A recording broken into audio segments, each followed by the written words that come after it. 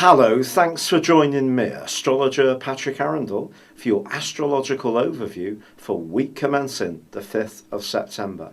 There continues to be a very Virgoan influence from the heavens, and as the saying goes, so above as below.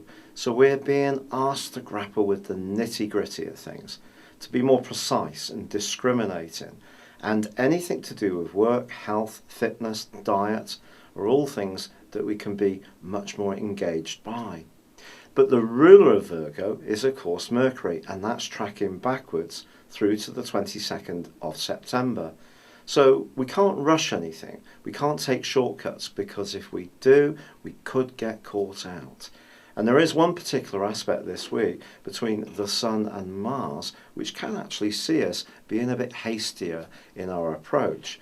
This can make us impatient with things, especially those everyday chores and obligations that are actually not necessarily very sexy. When Mars is now liberated from the grasp of Saturn and the rather distorting angle to Neptune, it's really free-flowing in the sign of Sagittarius, and it makes us much more conscious of independence, being active, and also just looking for excitement, and those everyday details and chores are not necessarily the ones that are going to supply it. This is definitely not a good week to agree to take on an extra commitment which in time you could become to resent. Just be aware of having firm boundaries around that. But it is a week when you can use very thorough and precise application to your advantage, because the Sun is actually forging a very positive link with Pluto, the planet of change. And something can change before our eyes, but particularly where we put the application and the perspiration in. So we need to really work at the things that are important, and then the tangible proof of what we're doing can start to shape up. Venus, in its home zone of Libra, is also forging a great link with Saturn.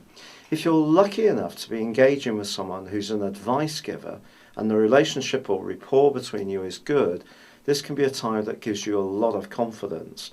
In a romantic context, it points towards things stabilising here too, but I think only if there is a sense over those domestic chores and dividing these out fairly between the partnership. If one of you wants to escape some of these, it could actually cause a bit of resentment.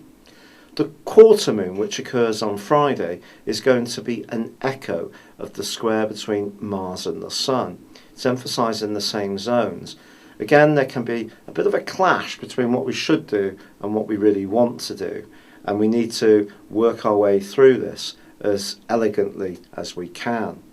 But Friday also brings the major news story of the week, because Jupiter arrives in the sign of Libra. Now, it's been making its way for the last 12 months through the sign of Virgo, where it's in detriment. Virgo is about that precision. Jupiter's about the big picture. It's about growth, expansion, optimism. But I think in the sign of Libra, it's going to be pushing over the next year an agenda much more to do with inclusiveness, fairness, social justice, and anything we can do in our relationships to work closely and collectively and collaboratively with other people, the more fulfilling it's going to be in our own lives. And if you have an interest in natural justice, that too is going to be something that becomes much more apparent over this next year. It's been a real pleasure being with you. Thank you for joining me. Good luck and goodbye for now.